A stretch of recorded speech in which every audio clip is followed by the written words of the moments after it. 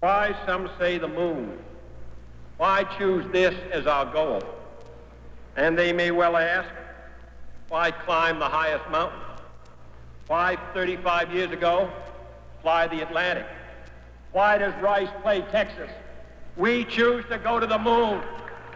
We choose to go to the moon in this decade and do the other things, not because they are easy, but because they are hard. This is Apollo Saturn Launch Control. We are go for Apollo 11. The Apollo mission, the flight to land of the first men on the moon.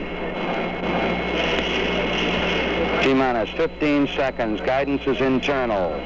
12, 11, 10, 9. Ignition sequence starts. 6, 5, 4, 3, 2, 1, 0. All engine running. Liftoff. We have a liftoff. 32 minutes past the hour. Liftoff on Apollo 11. Tower cleared.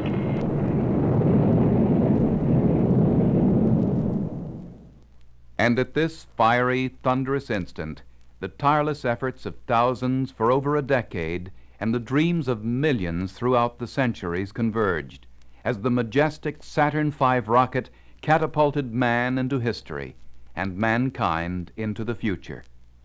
On July 16, 1969, at exactly 9:32 a.m., the heart of the whole world stopped momentarily as 3 American astronauts, Neil Armstrong, Edwin Aldrin Jr., and Michael Collins, left a world that would probably never again be the same and rocketed across the cosmos toward man's first landing on another celestial body, the moon.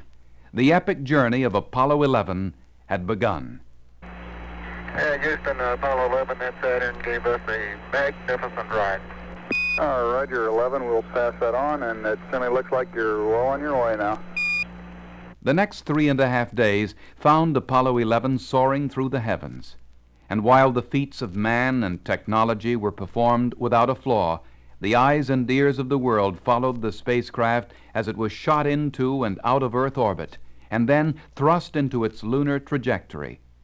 We marveled as the crew delicately maneuvered the separation and docking of the command module, codenamed Columbia, and the lunar module, the LEM, codenamed Eagle, and then send the remaining stage of the Saturn V rocket into solar orbit.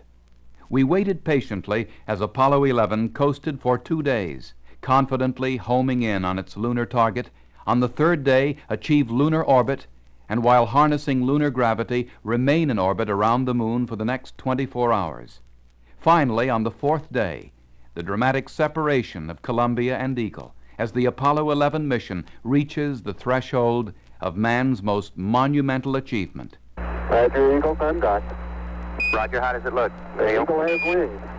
102 hours after liftoff, with Mike Collins orbiting the moon in Columbia, Neil Armstrong and Buzz Aldrin in Eagle begin the PDI, the Powered Descent Initiation, that would bring the lunar module the final 50,000 feet to touchdown. Eagle, Houston, we rig you now. You're go for PDI, over. Roger, understand. We're go, same type, we're go. 60 seconds. Lights on. 40 feet down, 2.5. Picking up some dust. 30 feet, 2.5 down. Straight shadow. 4 forward. 4 forward, drift into the right a little. 20, down a half. 30 seconds. Forward, just. Okay.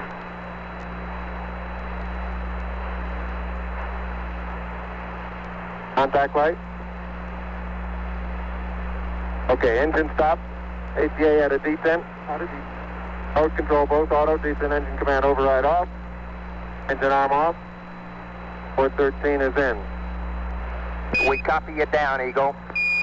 Houston, Tranquility Base here. The Eagle has landed. Roger, Tranquility. We copy you on the ground. You got a bunch of guys about to turn blue. We're breathing again. Thanks a lot. Thank you.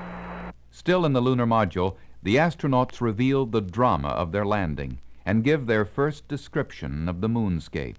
Houston, that may have seemed like a very long final phase. The auto-targeting was taking us right into a football field-sized football field-sized crater with a large number of big boulders and rocks for about 1 or 2 crater diameters around it.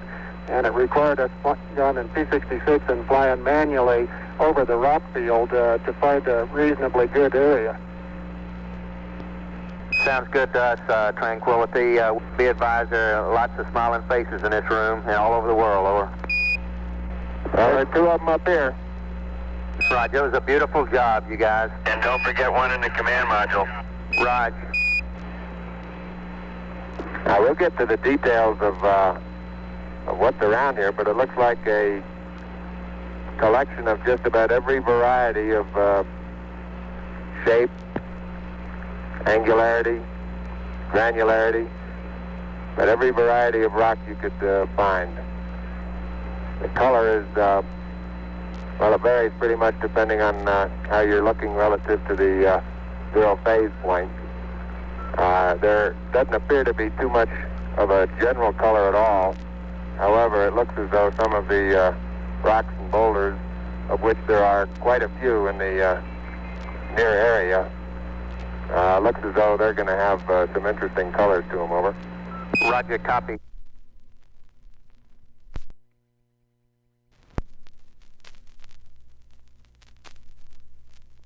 Three hours ahead of schedule, Armstrong and Aldrin prepare to leave the safe atmosphere of the spacecraft and step out into the vacuum of the moon. Houston, this is Tranquility. We're standing by for a go for cabin depress, over. Tranquility Base, this is Houston. You are go for cabin depressurization. Go for cabin depressurization. The hatch is coming open. Okay, Houston, I'm on the porch. Roger, Neil. And we're getting a picture on the TV. Okay, Neil, we can see you coming down the ladder now. I'm at the foot of the ladder. I'm going to step off the limb now. That's one small step for man, one giant leap for mankind. As the surface is fine and powdery, I can pick it up loosely with my toe. It does adhere in fine layers, like powdered charcoal, to the sole and sides of my boot. I only go in a small fraction of an inch, maybe an eighth of an inch, but I can see the footprints of my boots and the treads in the fine sandy particles. It has a stark beauty all its own. It's like much of the high desert of the United States. It's different, but it's very pretty out here. Buzz Aldrin becomes the second man to walk the moon, and the two space pioneers relay their impressions back to a spellbound Earth. Now I want to back up and partially close the hatch. Making sure not to lock it on my way out. Okay, I'm on the top step and I can look down over the RCU and landing gear pad. It's a very simple matter to hop down from one step to the next. Yes, I found it to be very comfortable, and walking is also very comfortable. There's a slight tendency I can see now to backwards due to the soft, very soft texture. You're standing on a big rock there now. I say that the rocks are rather slippery. You have to be careful that you're leaning in the direction you want to go, otherwise you much at the edge of that crater is rather soft. Yeah, that's real soft there, isn't it? Hey Neil, didn't I say we might see some purple rocks? Find the purple rocks? Yep. Neil is now unveiling the plaque. It says, "Dear men from the planet Earth, first set foot upon the moon, July 1969 AD. We came in peace for all mankind." It has the crew members' signatures and the signature of the President of the United States. Yes, indeed. They've got the flag up now, and you can see the stars and stripes on the lunar surface. Neil and Buzz, the President of the United States is in his office now and would like to say a few words to you. Over.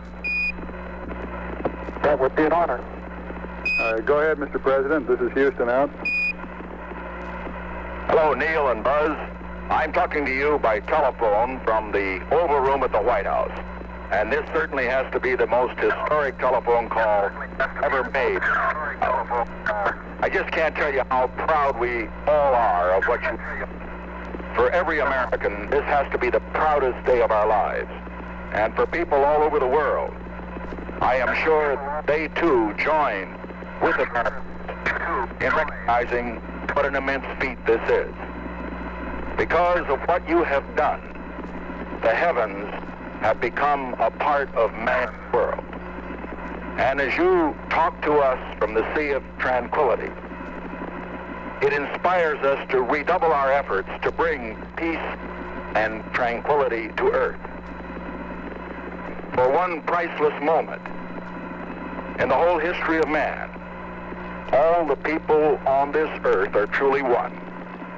One in their pride in what you have done, and one in our prayers that you will return safely to Earth.